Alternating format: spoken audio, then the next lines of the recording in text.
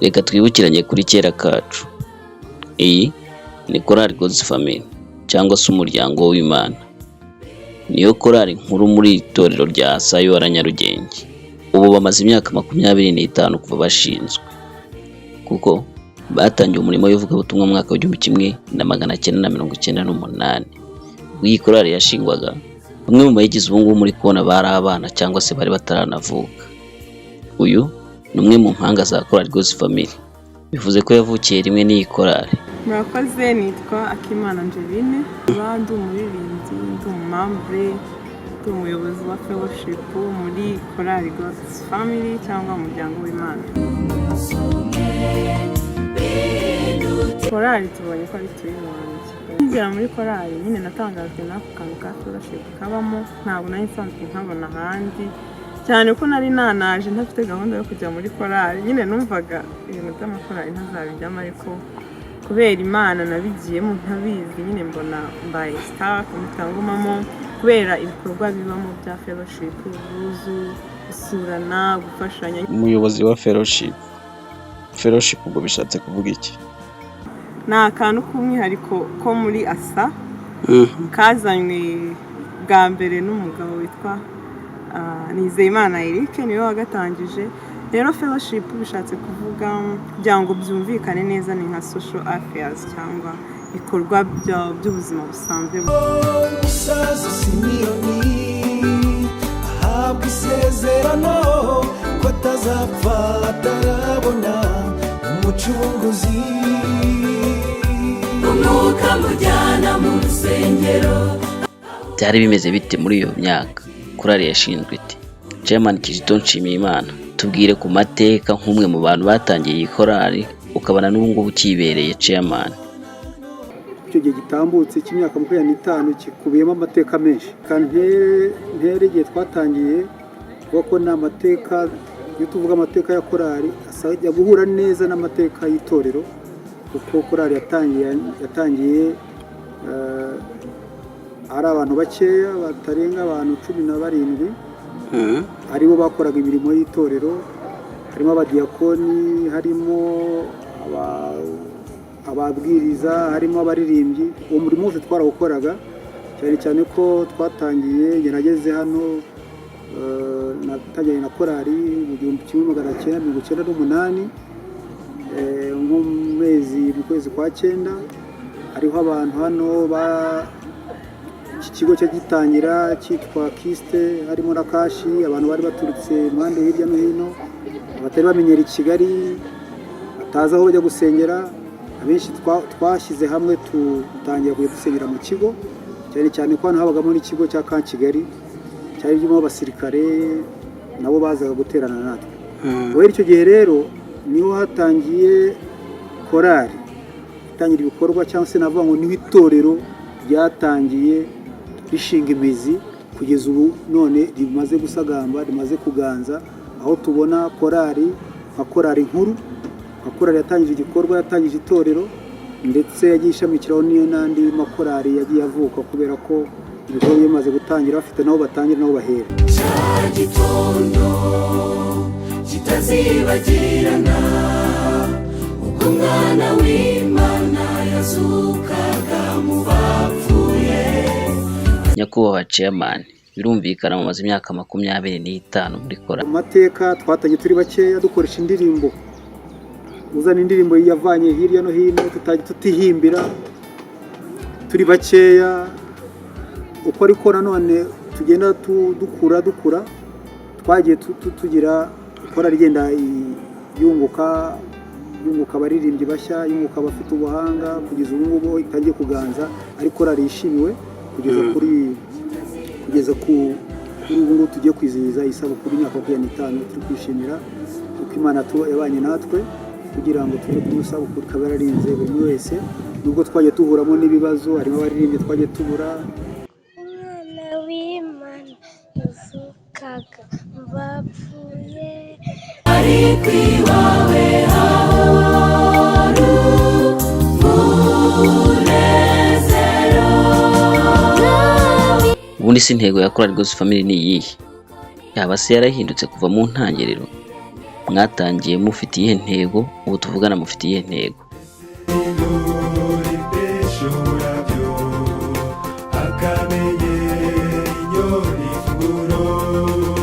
korali nk'uko nabivuze tugitangira, intego nkuru yari yo ku isonga yari ivugabutumwa, naryo zingiro ry'ubutumwa duhetse umuryango w'Imana, kugira ngo ubutumwa busakare hose, buhereze abantu kugaruka kwa Kristo. ahari natwe tuzabeyo. Korali yarakuze yitwa umuryango. Umuryango w'Imana, icyo twiyemeje ni ukujyana ubutumwa bwiza ku batarabumenya. Kumva ibikorwa byose byakorwaga muri korali, bigaragara ko abantu bose bafatanyije hamwe, urukundo, gukundana, kujya umugambi, kandi ibintu byose mukabikora rimwe, mukabigeraho, abantu gahunda ukabona zose barazitabira, ukabona urwo rukundo ruhari, n'abandi bakagenda bakururwa n'urwo rukundo.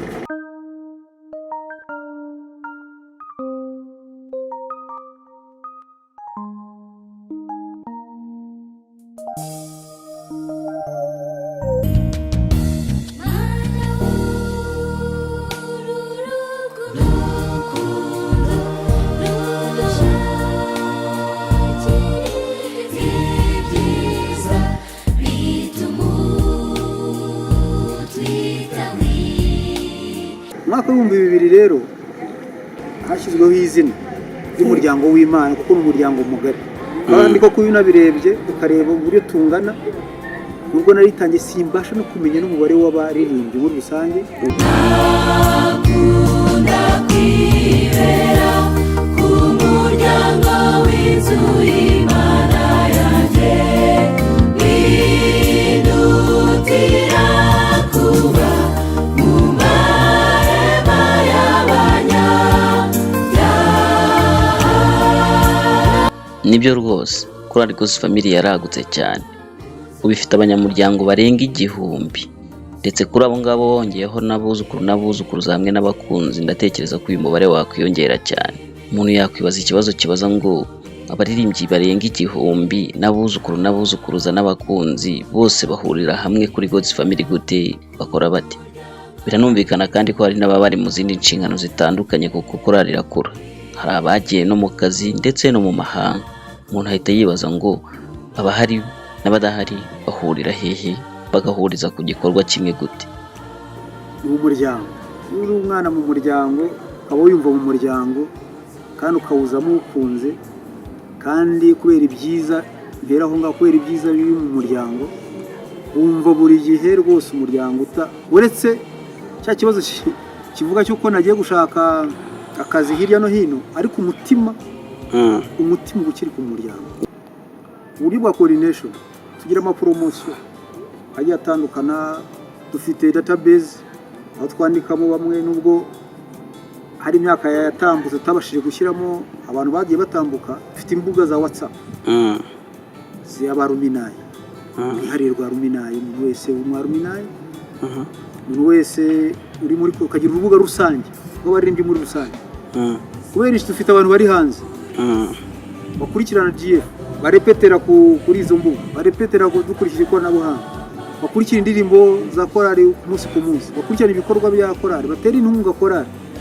Abo bose reka tunabashimire kubw'umuhati wabo ko si ubusa, kandi bakomeze bafata akaboko korali komeze ikora umurimo, kuko dufite principe ivuga ngo ko abenshi bafite inshingano zikomeye z'ubuzima bwo hanze uvuye ku ishuri, ariko aho uri wose ushobora umurimo w'Imana, utera inkunga korali.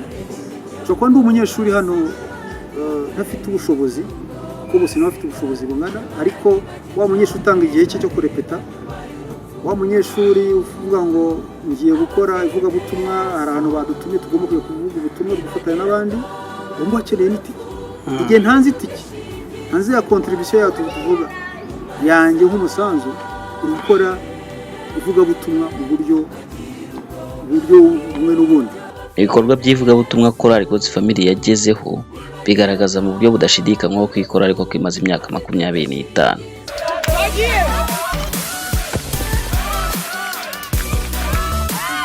Ibikorwa twakwishimira ni byinshi. Twakwishimira ni byinshi tubifashijwemo n'abaririmbyi, tubifashijwemo n'Imana yabanye natwe. Twagize ku bikorwa byinshi. Mbere nicyo mvuze niba turi umuryango, reka mpere ku muryango. Yego. Reka mvuge ku muryango, fellowship, urukundo hagati, reka mvuge ku cyo kintu gihuza korali cyane, ari ikintu cyo kwishimira. Igikorwa cya mbere kandi gite ko ari cyane.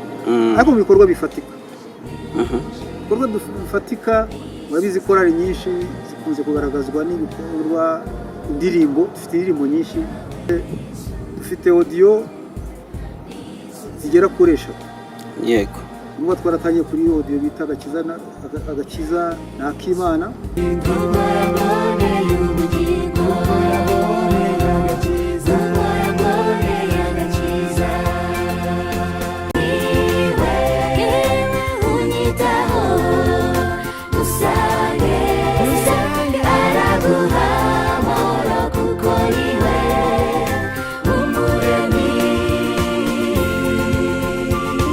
Koyo yasohotse mu mwaka wa 2010, noneho tuza no kuyikorera amashusho yawo mu mwaka wa 2013, ariko na nyuma yaho hakurikiyeho indi audio itaba afite Yesu.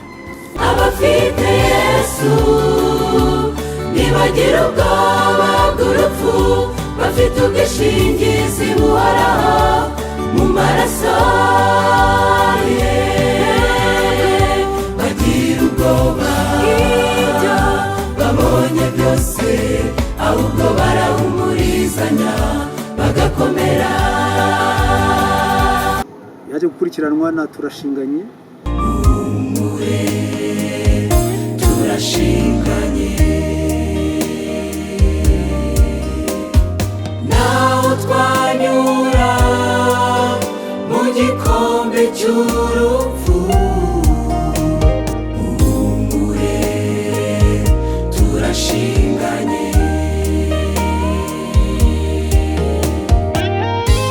izo zose uko amazina yazo agiye ari nako twari tuzikorera n'amashusho niko ari. Ajya kudutegurira aho tuzabana nawe, ahari natwe tuzabeyo. Korali ifite umurongo igenderaho ndetse n'umurongo usobanutse cyane. Ubuyobozi burahamye, abayobozi bayo batorwa mu baririmbyi ndetse n'abanyamuryango bose.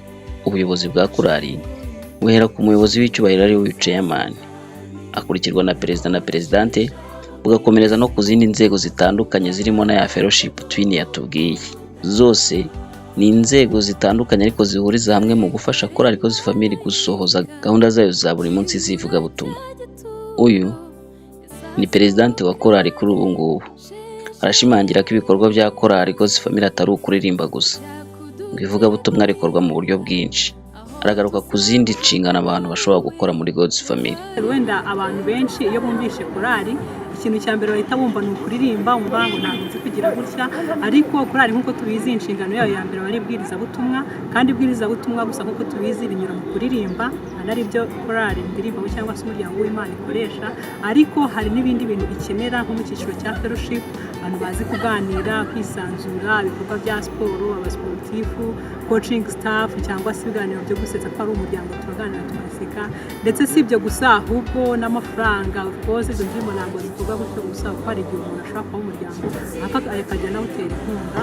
Ajya kudutegurira aho tuzabana nawe, ngo wari natwe tuzabeyo.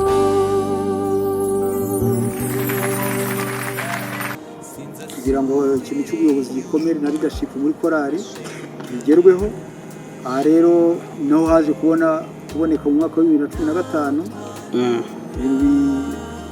makorali bitari bisanzwe mu makorali ya mbere yabayeho hano muri ASA, urwego rwa chairman.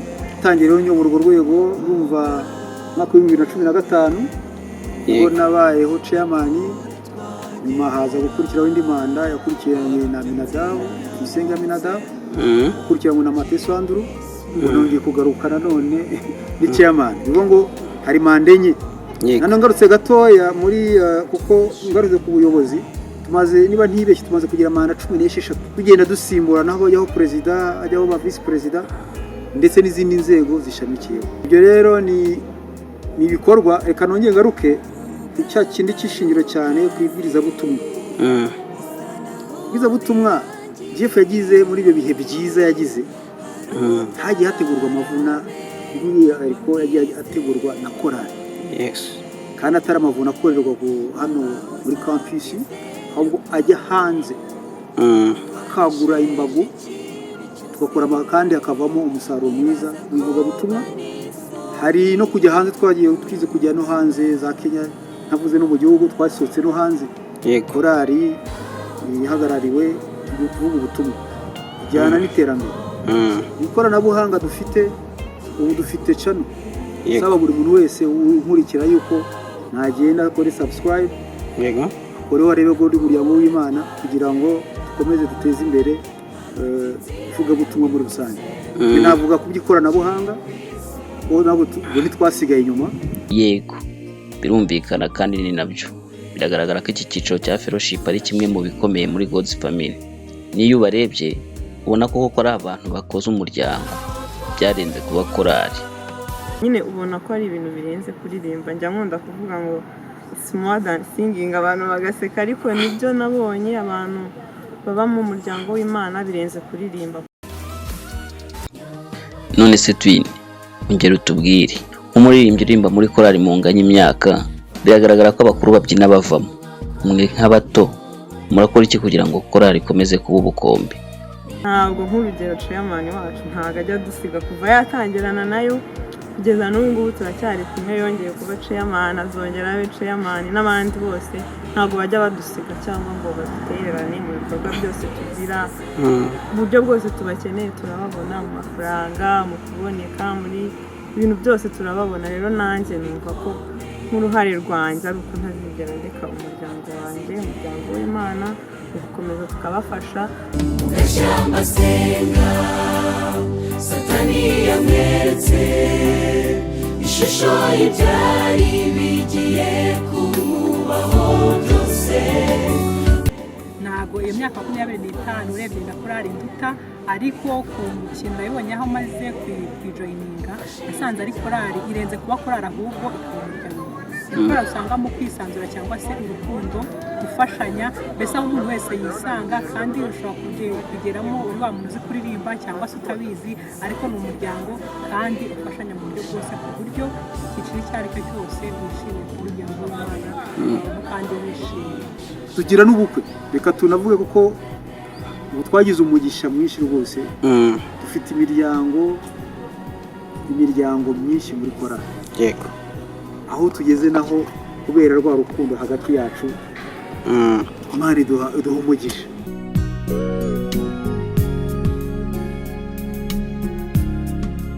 Kweli bwiza urashimisha uranezeza n'umuhango wera washyizweho n'Imana kuva muri Edeni. Igishushanyo cy'ubukwe bwera tuzataha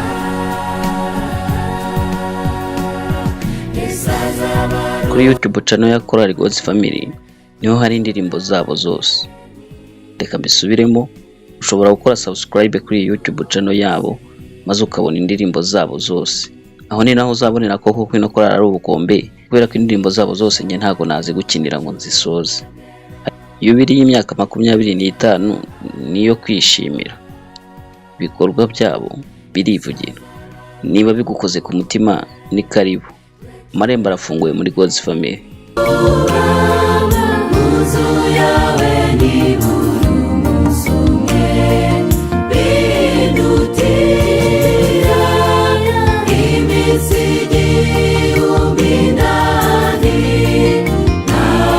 Gwino winjiye mu muryango kandi atari umuryango waha ku isi gusa ahubwo ni n'umuryango w'Imana.